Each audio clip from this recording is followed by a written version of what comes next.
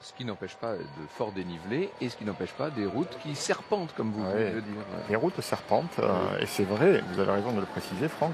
On aurait pu faire une étape autrement plus difficile en passant tout droit. Le Sentier des Vosges, oui, on aurait pu attaquer les Vosges de front.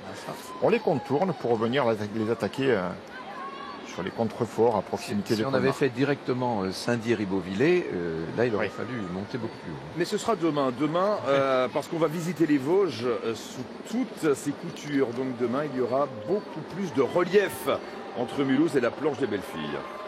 Bienvenue en Alsace, nous dit ce gigantesque maillot jaune, avec une cigogne, évidemment, qui est l'oiseau emblématique de la province. Parce que nous sommes entrés dans le département du Bas-Rhin. Eh oui. Au sommet du col de Salle. D'ailleurs, on est entré dans le Bas-Rhin, ce qui explique à quel point ce canton de Salles a été meurtri en 1871, parce qu'une partie des communes du canton a été annexée par l'Allemagne et l'autre est restée côté français. Vous imaginez tous les problèmes que ça a pu poser et toutes les souffrances que ça n'a pu qu'engendrer.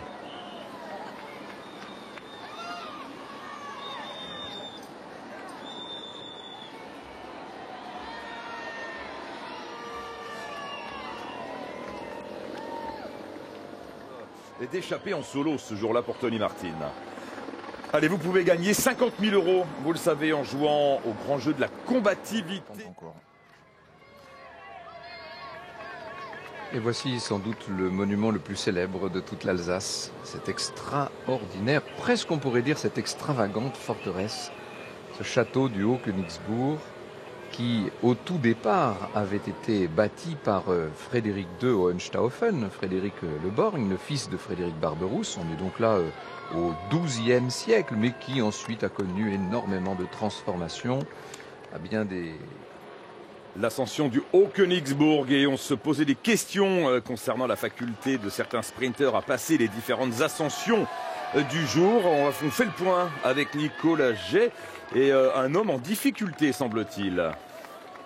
Alors, on va pas aller jusque-là, Alexandre, mais pour l'instant, il y a un sprinter, et pas n'importe lequel, qui est dans dernière position du peloton.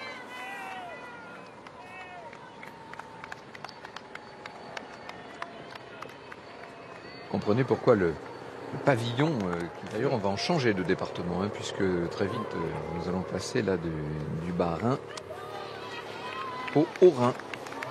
La frontière est très proche. Le Tour de France est en Alsace et je vous rappelle que vous pouvez gagner 50 000 € sur ce Tour de France 2019 en participant au jeu de la combativité. Je vous rappelle la question du jour pour participer. Visiblement changer de roue est toujours en contrat avec cette marque, mais là sur le Tour depuis quelques jours on les a vus avec d'autres roues soi-disant plus légères.